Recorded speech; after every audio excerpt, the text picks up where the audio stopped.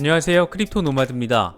미국 소비자 물가지수 충격이 예상보다 크게 시장에 미치면서 시장은 여전히 어수선한 모습을 보이고 있습니다. 그래도 소비자 물가가 어디서 올랐나 그 속살을 좀 보면 자동차 관련 상승분이 상당히 높아서 물가 상승 자체가 일시적일 것이라는 반론도 만만치 않게 나오고 있는 모습입니다. 단기적일 수 있어도 어쨌든 일각에서는 인플레이션 우려를 강하게 제기하고 있는 상태이고, 비트코인이나 이더리움 등 메이저 가상화폐가 인플레이션 해지 수단으로도 거론되고 있습니다. 사실 일부 전문가들은 소비자 물가지수가 높게 나오더라도 비트코인이 해지 수단으로 인식되는 경우가 많기 때문에 이렇게 시장이 크게 출렁일 것이라고는 예상하지 못한 것 같습니다. 일부 보도에서는 인플레이션 해지 수단으로 비트코인이 자리매김할 것으로 기대했던 월스트리트 분석가들조차도 당황했다는 점을 강조하고 있습니다. 그만큼 지금의 상황을 전문가들도 예측하기 어렵다는 의미로 읽히기도 합니다. 그런데 이런 상황에서 인플레이션으로 인해 이더리움이 조만간 $3,000를 돌파할 것이라는 주장이 제기돼 주목받고 있습니다. 요즘 여러 전문가들이 하도 비트코인이 얼마 간다, 또 이더리움이 얼마 간다, 이런 전망들을 내놓아서 이제는 가긴 가는 건가, 이런 회의적인 느낌이 들 때도 있는 것 같습니다. 어쨌든 우리보다는 조금 더 전문적으로 좀 더 오래 시장을 봐왔던 사람들의 전망이기 때문에 그 전망이 맞든 틀리든 일단 알고 있는 게 정보 수집의 기본이 아닐까, 이런 생각이 들기도 합니다. 이와 더불어서 비트코인의 불마켓이 시간 문제라면서 곧 1억 8천만 원을 넘길 것이다, 이런 온체인 분석가의 전망이 나오기도 했고, 리플 역시 $5 전망이 제기돼 주목받고 있습니다. 본격적인 시작에 앞서서 좋아요와 구독, 또 알림 설정을 꼭 부탁드리겠습니다. 영상 제작에 큰 도움이 된다는 말씀 함께 드립니다. 그럼 시작하겠습니다. 먼저 이더리움에 대한 새로운 전망입니다. 미국 소비자 물가지수 충격으로 이더리움이 장중 $2,000 아래를 다녀왔습니다. 코인텔레그래프는 미국 인플레이션이 1991년 이후 최고 수준에 도달함에 따라서 이더리움 가격이 $2,000 아래로 떨어졌다, 이렇게 보도했습니다. 전문가들의 인터뷰를 통해서 이더리움 황소 세력이 $2,000 지원 수준을 방어하지 못하면 급락할 가능성도 있다, 이런 점도 함께 보도했습니다. 반면 암호화폐 거래소 CEX 총괄 콘스탄틴 아니시모프는 정반대 전망을 내놔 주목받았습니다. 그는 매크로 인플레이션 상승이 비트코인만큼 이더에 더 많은 강세 기회를 제공할 것이다. 이더리움의 가격은 안티 인플레이션 내러티브에 $3,000를 찍을 것이다, 이렇게 예상했습니다. 말이 좀 표현이 어려운데 인플레이션 해지 수단으로 이더리움이 주목받게 될 것이고, 이를 통해 $3,000 달성이 가능하다, 이런 의미로 볼 수 있을 것 같습니다. 하지만 아니시모프의 이 같은 발언은 그만큼 최근 이더리움에 대한 관심이 커진 것을 반영한 것으로 볼 수 있을 것 같습니다. 특히 암호화폐 데이터 분석 업체 센티멘트가 공개한 것처럼 최근 41일 동안 이더리움 보유량 기준 상위 10개 거래 주소가 총 공급량 가운데 2.12%를 더 매집한 것으로 나타나면서 이더리움을 인플레이션 해지 수단으로 바라보는 분석이 나오는데 상당한 뒷받침을 하고 있는 것으로도 볼 수 있습니다. 다만 비트코인이 인플레이션 해지 수단으로 기대됐던 것은 비트코인의 한정된 공급량 때문이었는데, 이더리움의 경우에는 업그레이드를 통해 소각 이슈가 발생하기는 하지만 과연 해지 수단으로서 어느 정도 역량을 발휘할 수 있을지 아직은 미지수인 것 같습니다. 물론 가상화폐의 인플레이션 해지 기능에 대한 회의적인 분석도 존재합니다. 외환거래사 오한다의 에드워드 모야 수석 분석가는 비트코인이 더는 인플레이션 해지 수단의 역할을 하지 않는 것처럼 보이며 더 높은 수익률을 추구하는 수단에 그치고 있다, 이렇게 분석했습니다.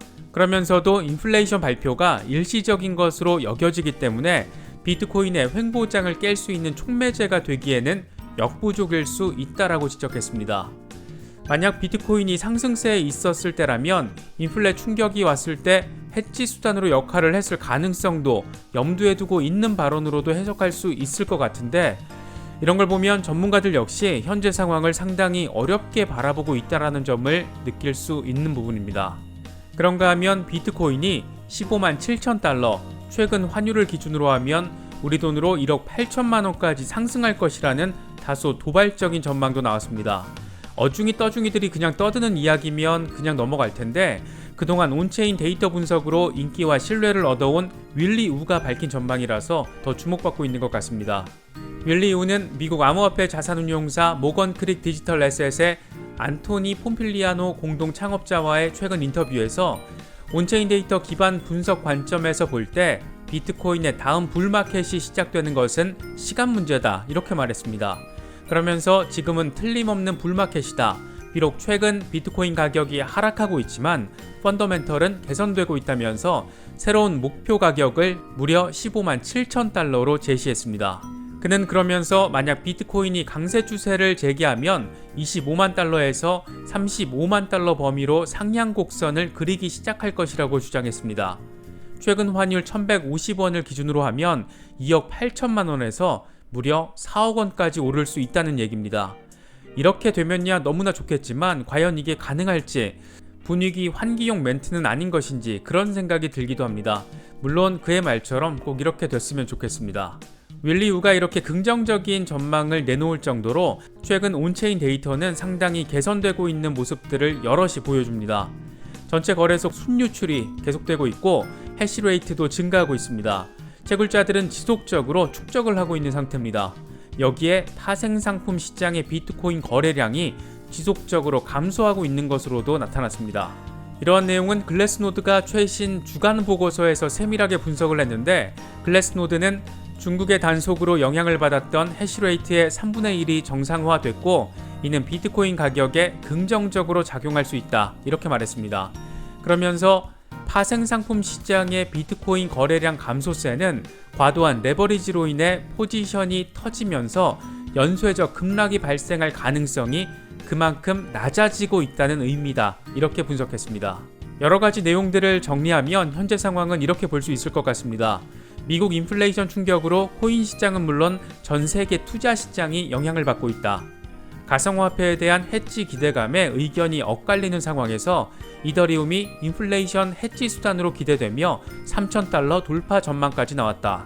시장의 혼란과 달리 온체인 데이터는 지속적으로 개선되고 있는 상황에서 긍정적인 전망들이 잇따르고 있고, 유명 온체인 분석가는 비트코인 1억 8천만 원을 전망했고 이후 4억 원까지 갈 수 있다고도 주장했다. 미국 인플레 충격 이후의 상황은 일단 이 정도로 정리를 하고 추후 변동 상황에 맞춰서 투자 전략을 짜시면 어떨까 싶습니다. 이런 가운데 리플 XRP의 경우에는 대박이 될 수도 있고 또 쪽박이 될 수도 있다는 전망이 나왔습니다. 마리 타티부에트는 20일 단순 이동평균선에서 지속적인 저항을 만난 XRP의 상황이 매우 우울해 보인다. 추가적으로 밀릴 경우 XRP는 0.55달러 지지선까지 내려갈 수 있다 이렇게 분석했습니다. 그러면서 단기적으로는 XRP가 현재 가격 추세를 유지할 것으로 예상한다. 하지만 장기적으로는 SEC 소송에서 유리한 결과를 가정하면 XRP는 최소 2달러까지 다시 올라갈 수 있고, 그런 다음 5달러까지 뛰어 올라서 새로운 사상 최고 수준에 도달할 수 있다라고 전망했습니다.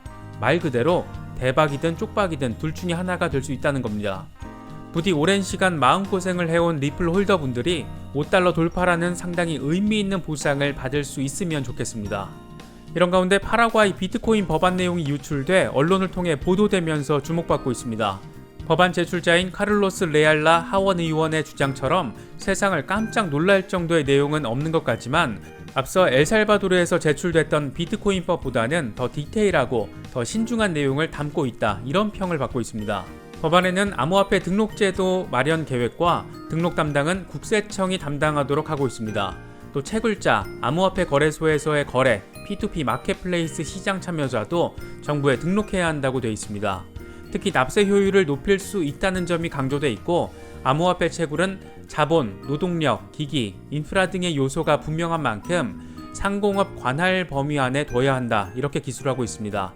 말 그대로 비트코인을 억압하는 차원의 규제가 아니라 합법화를 통해 제도적으로 받아들이자는 취지를 느낄 수 있습니다.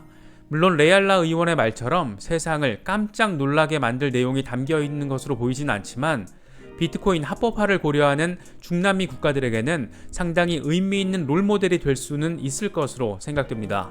사실 비트코인이 상승세를 타고 있었다면 파라과이의 이 같은 소식은 상당한 호재로 작용했을 건데 그렇지 못하는 것 같아서 좀 아쉽게 느껴지는 것 같습니다. 시세적인 측면에서 본다면 지금의 시장은 엄청 혼란스러운 것은 분명합니다. 하지만 데이터의 측면에서 본다면 지금의 시장은 엄청 개선되고 있는 것도 분명합니다. 둘이 같은 방향을 보여주면 참 좋겠지만 지금의 혼란은 외부 충격 요인도 있기 때문에 코인 시장 자체의 데이터와 투자 시장 전반의 상황이 다른 결을 보여주고 있는 것으로도 생각됩니다.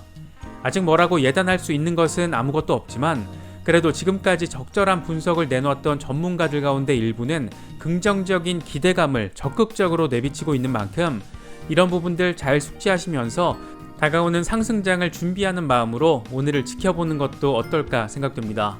영상이 도움이 되셨다면 좋아요와 구독 또 알림 설정을 꼭 부탁드리겠습니다. 어려운 시기 잘 대응하시고 언제나 성투하시기를 기원하겠습니다. 시청해주셔서 감사합니다. 지금까지 크립토 노마드였습니다.